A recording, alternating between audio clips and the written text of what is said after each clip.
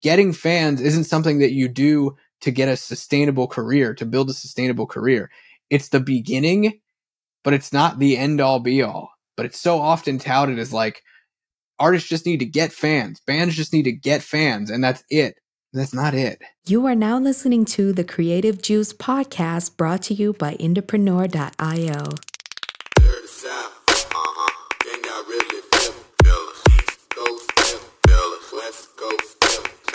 What's up, Indies? Welcome back to the Creative Juice podcast. Welcome to 2024. We made it here. This is episode 303. I'm your host, Jack McCarthy, and with me, as always, is my co-pilot, Circa. Cirque, Happy New Year, my friend. Happy New Year. Yeah, dude. Welcome to a new year of Creative Juice. This is exciting. Yeah. I want to kick off 2024 with violence, and I want to talk about getting fans and why it's not enough. I think that this will be an interesting topic for the show, and I want to talk about the landscape of music marketing and what a lot of folks probably have blasted into their ears and into their eyeballs when they think about getting their music out there to people, getting their music heard, and growing a fan base. Because the reality is, if you scroll your social media feed for more than 3 seconds and you're an artist that interacts with any music industry related pages or distributors or wherever else you might end up landing that has anything to do with your music career, you're probably getting blasted with ads that are like, grow your fans, grow your streams, get more fans, acquire fans. And what I want to talk about in this episode is that there comes a point where getting fans just becomes noise and buzz. It's just a buzz phrase to you, because getting fans isn't something that you do to get a sustainable career, to build a sustainable career. It's the beginning, but it's not the end all be all. But it's so often touted as like artists just need to get fans, bands just need to get fans, and that's it. That's not it. Yeah. So I do want to preface this episode by saying we are not without examples of people doing the opposite, where they think they have enough fans and they skip right to the second part. So we'll talk a little bit about that. But yeah, the crux of the episode is that if you are just trying to accumulate fans until you're so famous that like money just like comes in, you're probably not making forward progress in the way you could be. Well, you know, on that note, something that a lot that happens often is artists find themselves getting sucked into scammy fan growth tactics by this sort of spirit of like, oh, if I just get this many fans, it will trigger the algorithm. It will trigger this to happen in my career. It will trigger this booking agent to want to pay attention to me, or it'll get me on the radar of this record label or this manager. And those streams of thought will often find artists in predatory situations where they end up doing things, running marketing strategies aren't really sound at all. You know, things like buying streams or getting bot listeners or buying fake likes and engagement and things like that. And that's a whole nother part of the equation that I didn't even think I was going to touch on as we kicked off the episode here. But maybe that's a good place to start. Is it's really easy when you get stuck in that mentality to then be trying to do anything you possibly can. And I say anything with emphasis to mean like anything that will make you look famous, which we've talked about before, how the music industry can do that with lots of money and can do it very well to make someone or something feel more popular and influence public opinion. But when it's like spend $100 and look famous, you have to question what you're actually getting for that $100. Yeah, I'll just say that like, okay, if you've ever been served an ad or sent an email or stumbled across like a TikTok or whatever, where like the word hack is in it, it's bullshit. There are no hacks. Yeah. Right. And the reason is that in any marketplace of ideas or activities, and I've talked about this before, what an arbitrage is, a hack is an arbitrage. It's something you can't do that you can do that the rest of the market doesn't know they can do. And so your arbitrage value comes out of the fact that you know and they don't. That's what all arbitrages are, really. Right. So arbitrages get closed once people find out about them. So like, let's say, for instance, that like one Apple stock is let's say for the sake of example, $400 on Robinhood, but then on Thinkorswim, it's $450. I could buy it on Robinhood, transfer it to Thinkorswim, and then sell it for $450 and make $50 each time I do that. But those opportunities don't exist, because if they did exist, they would be closed. Someone would arb it away. Same thing here. If the hack existed, it wouldn't exist, right? So like you can reasonably assume that like if your counterparty is Meta, like one of the biggest companies in the entire world, your hack doesn't exist. If your counterparty is Spotify, your hack probably doesn't exist. And like what's always worked is what you would assume works, right? Like have really good music, put out really good content, do it consistently all the time, and communicate with fans. Like you can use ads to speed that up here or there, but if those things aren't in place, like no hack is going to help you. And then if they are in place, you don't need hacks. So like, yeah, just be very wary of that. And then, yeah, just like Jack said, like there is no opportunity that you know about that others don't, that is priced low because you're the only one that knows about it. You have to assume an efficient market hypothesis. You have to assume that like if that were the case, it wouldn't be so cheap. You ever go to a website looking for coupon codes and then they never work? Yeah. It's like that. Those codes don't work. I don't think I've ever found one that did. I can't think of, I feel like I would have written it down in my notebook or something if I ever found a coupon code on a, supercouponcodes.com website, supermusicgrowthhacks.com. Like, it's not real. It doesn't work. That's not exactly the entire point of this episode. And we're not here just to talk about hacks and scams, but it's definitely worth mentioning that to preface here, because when you fall into a grow no matter what mentality, you can fall victim, especially if you're early on.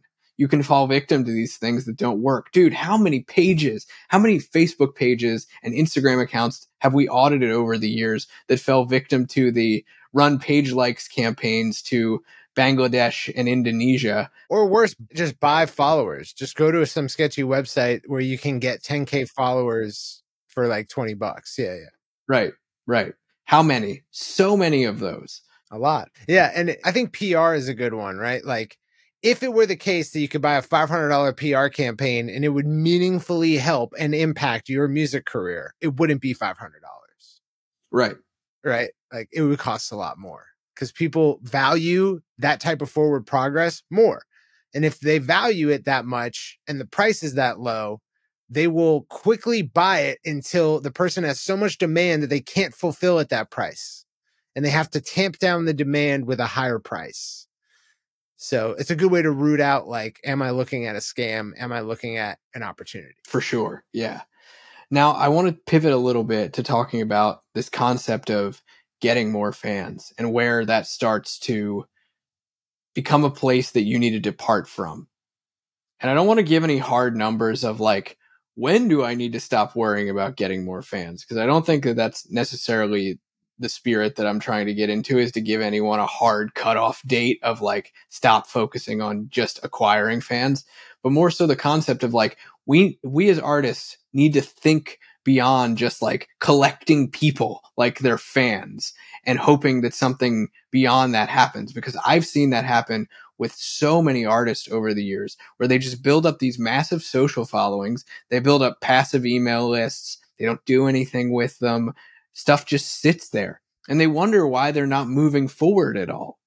And some of the best artists that I've worked with are ones that had large fan bases, wanted to get more of those people and get more people involved in what they were doing. But they knew that of the people that they had so far that were in their world, orbiting them, they knew that they had to take those people to a next stage in order to keep the lights on at the business. Yeah, like a good example of this is that like there are people on TikTok who have more followers than we have on like all of our platforms combined.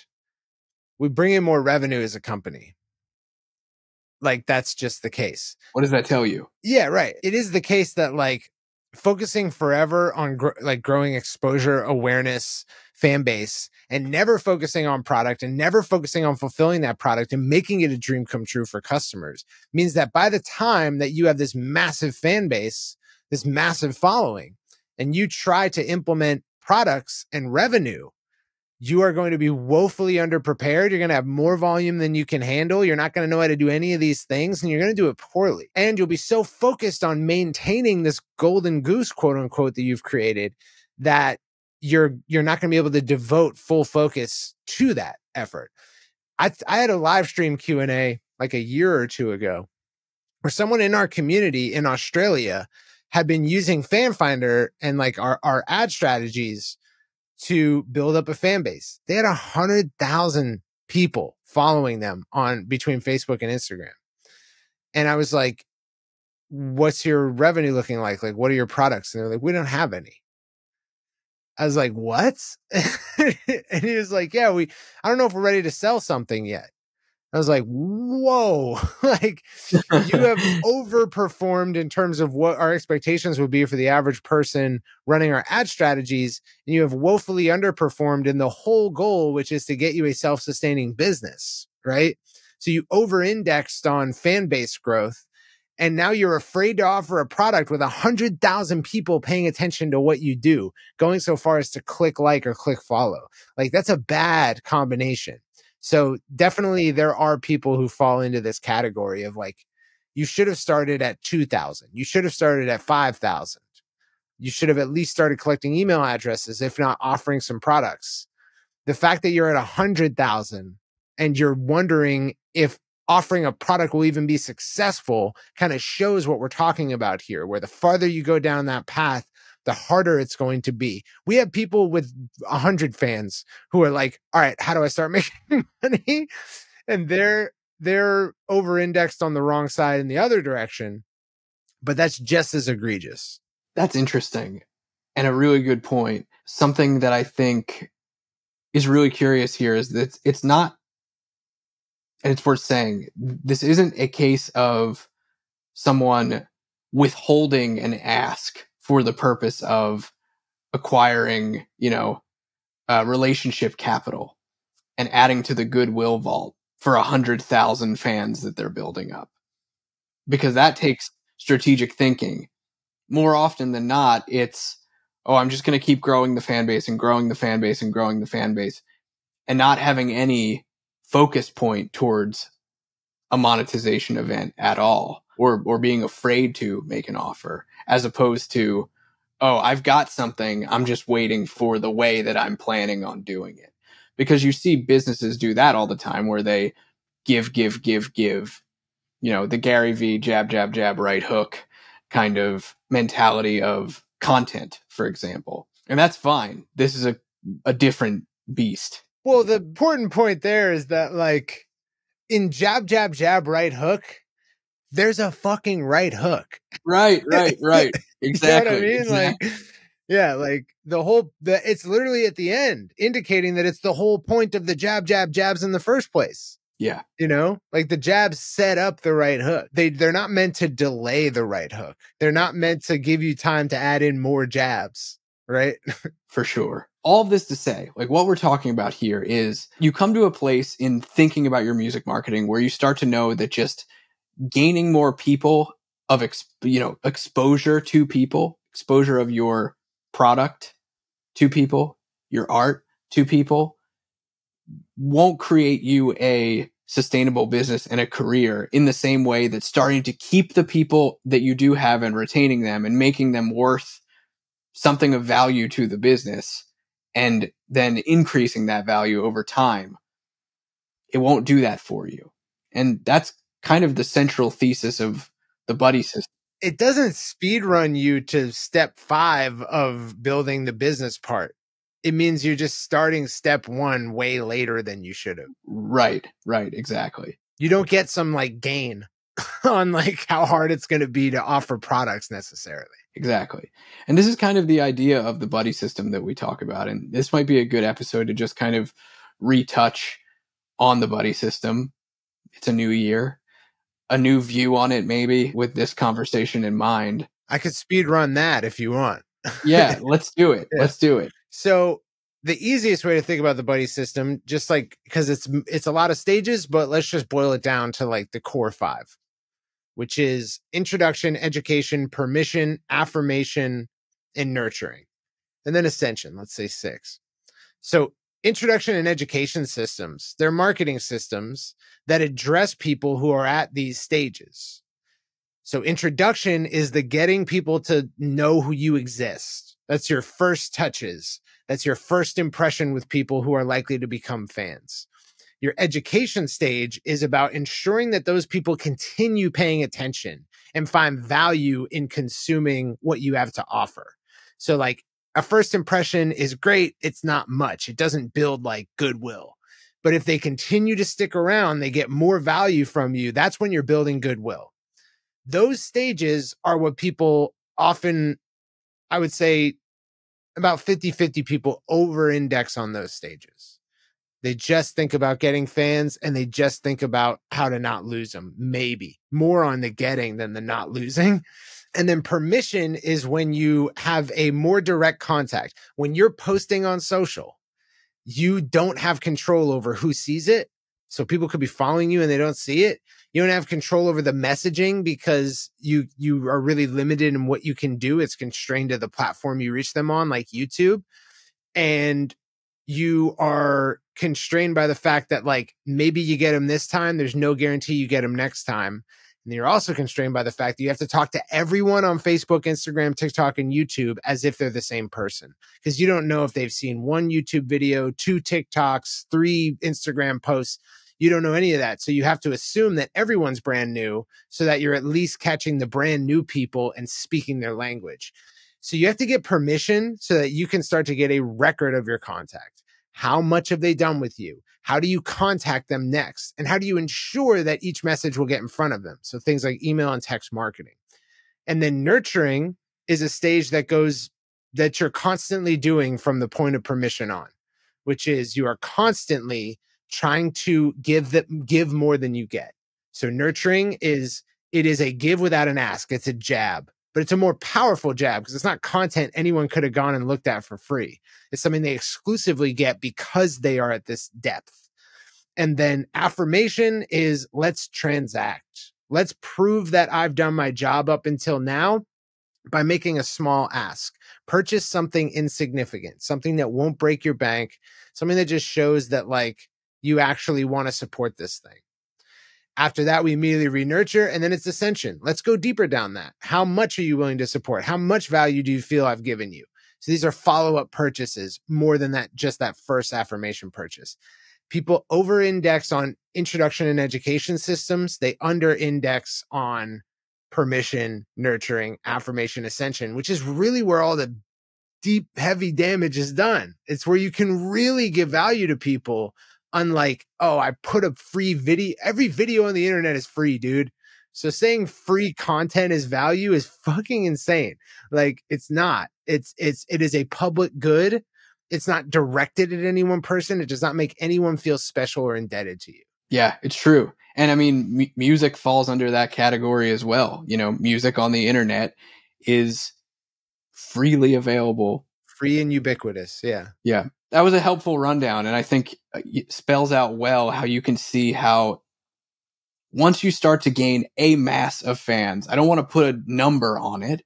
But once you start to get a mass of fans, people that are interacting with you, getting exposed to your music, you can start to take them down a journey with you. A customer journey is what the buddy system is. It's a customer journey from them being someone who orbits you on the internet to becoming a subscriber to becoming a customer after they're given a lot of value and feel like they're ready to make a purchase of some kind with an offer that they really dig.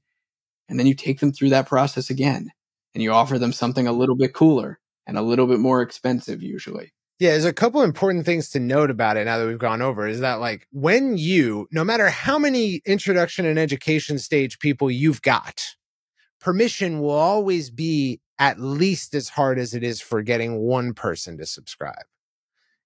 Much harder for you would be if you're doing your first like email sign up campaign for your fans and there's 10,000 of them. Anything that goes wrong is multiplied. Any little like, headache is multiplied. It's insanely nerve-wracking. You should be good at that before you get to 100,000. And same thing with a product offering. You should figure out all the kinks when it's low stress, low stakes. You should not try to become better at sales and maximizing value when there's, hundreds of thousands of eyeballs on the line, because mistakes are much more public and costly at that point. The other thing I'll say is that, like, I presented the buddy system linearly.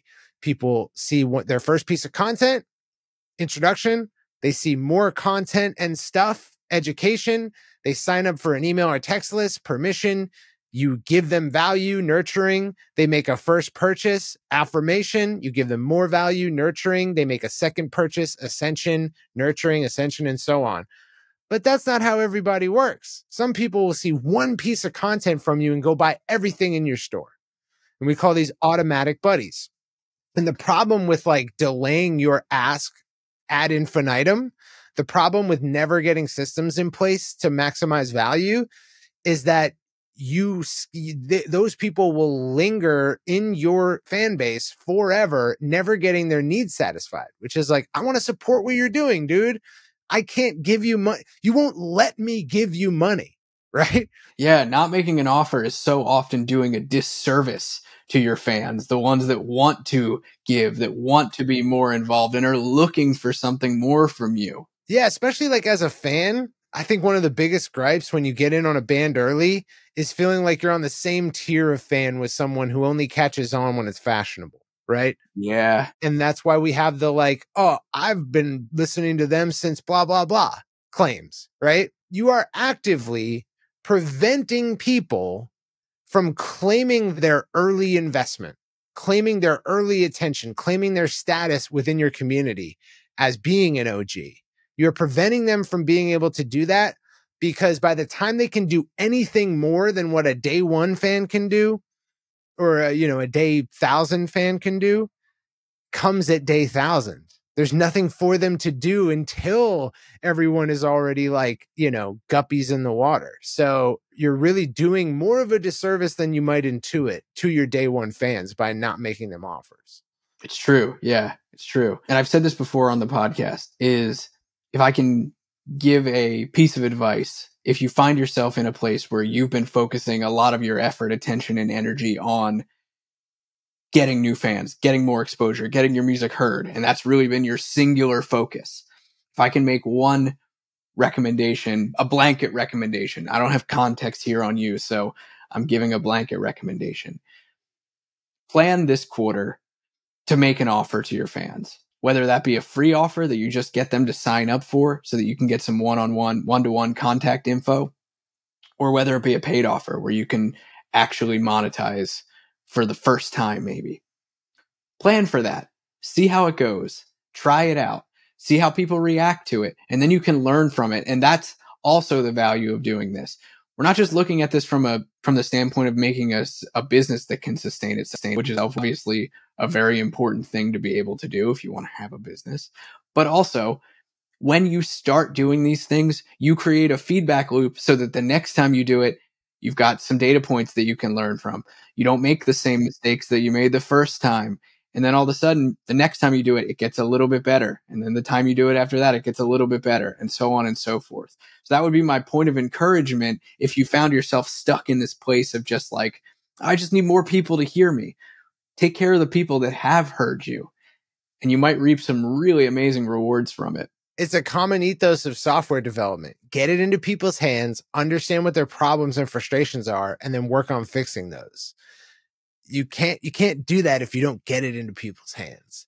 And if you make your first offer and 0 people take it, great. You can now iterate. You have canceled out, eliminated the option of what you tried. You now know not to try that again.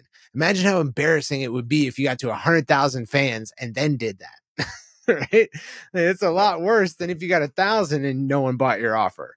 And so definitely you need the data that comes with like trying, and that's where you learn everything.